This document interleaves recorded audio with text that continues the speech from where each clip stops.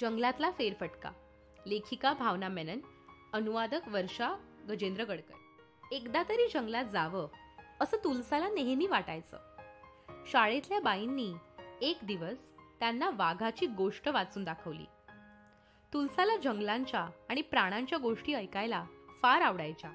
अखेर एके दिवशी तिची इच्छा पूर्ण झाली. खरे काकांनी एका बड्या वनाधिकाऱ्यांनी तुलसा आणि तिच्या मैत्रिणींना जंगल पाहायला बोलावलं.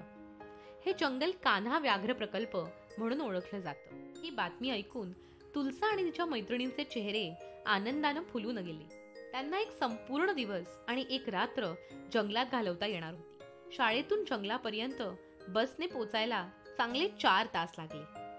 तुलसा बसमधून उतरल्यावर एका दणकट हातानं तिच्याशी हस्तांदोलन केलं आणि मग तिच्या केसांवरून प्रेमानं हात फिरवला.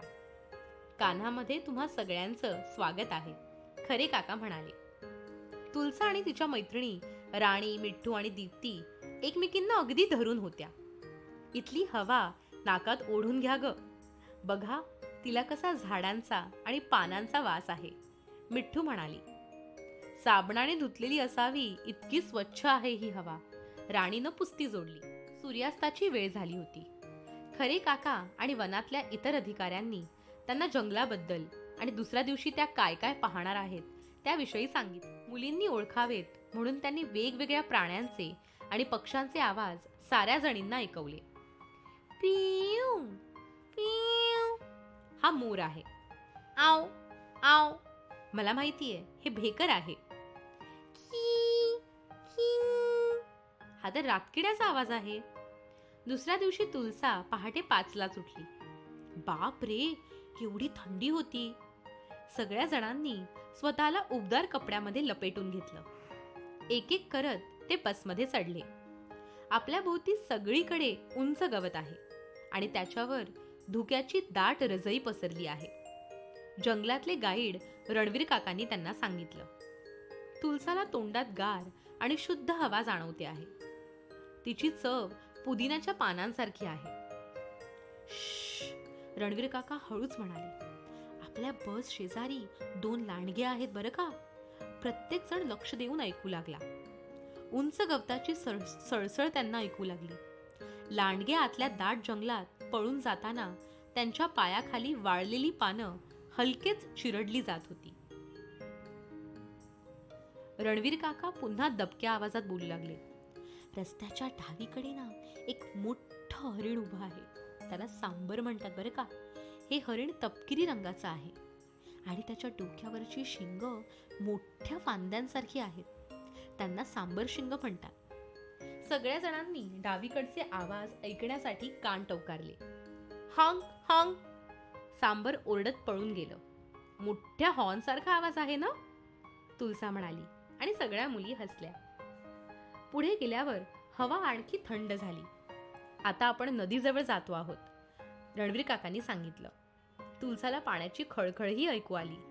झाडांवरून कितीतरी पक्षी हाकारे देत होते. फिऊ.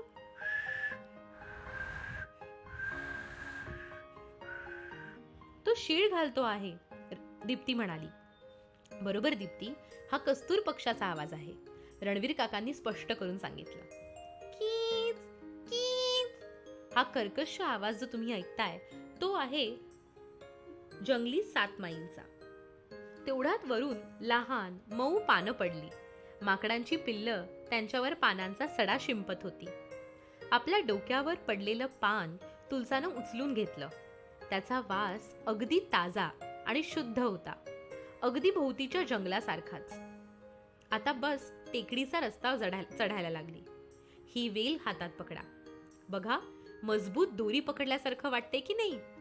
आणि तिची पानं तर अगदी कापसासारखी आहेत. आळीपाळीने प्रत्येक जण वेल हातात घेत होता.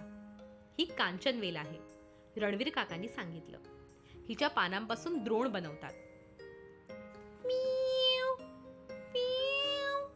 तुमच्या उजवीकडे मोर आहे. हे सांगताना रणवीर काका अगदी आनंदून गेले होते. तो नाचतोय का, तुलसानं विचारलं. हो, काका म्हणाले. थंडीतल्या कोवळ्या उन्हात त्याची पिसं चकाकतायत आणि रत्नांपेक्षाही ती सुरेख दिसतायत. वाह, किती सुंदर, तुलसा म्हणाली. इतका वेळ गेल्यावर सगळ्यांनाच भूक लागली होती. जंगलातल्या एका कॅम्पपाशी ते नाश्त्याला थांबले. तिथे खरे काकांनी त्यांना एकदम आनंदाचा धक्काच दिला. आमच्या कॅम्पचे काही हत्ती इथे आहेत. त्यांनी मुलींना सांगितलं. तुम्ही त्यांना हळूच हात लावलात तर ते काही करणार नाहीत. मग काय, सगळ्याजणी आनंदानं अगदी ओरडायलाच लागल्या. तुलसाला तारा नावाच्या हत्तीजवळ नेलं गेलं. गाईड तिचा हात ताराच्या खरखरीत बोचऱ्या पोटावर ठेवला. धप. ताराच्या पावलांचा आवाज तुलसाला ऐकू आला. तुलसाच्या हातांना दणकट स्नायूंचा स्पर्श जाणवत होता. हळूच आवाज करत तारानं आपली सोंड तुलसाच्या हातात ठेवली आणि ती खाऊ शोधू लागली. त्या ओल्या सोंडेचा स्पर्श अनुभवताना तुलसाला हसू आवरत नव्हतं. आता परत जायची वेळ झाली होती. परतीच्या वाटेवर त्यांना एक गवा दिसला. हा गवा गवत खातोय बरं का. त्याचं शरीर काळं असलं तरी पायांचा खालचा भाग मात्र पांढरा आहे. त्यामुळे गव्यानं मोजे घातले आहेत असं वाटतंय, रणवीर काका म्हणाले. त्या कल्पनेनं सगळ्याजणीच हसल्या. तेवढ्यात हवा कापत एक खोल आणि दमदार आवाज घुमला. पुन्हा तोच आवाज येतो. वाघ बराच दूर आहे, काकांनी समजावून सांगितलं. पण बहुधा त्यानं तुम्हाला बघितलंय आणि ते तुम्हाला कळावं असं त्याला वाटतंय.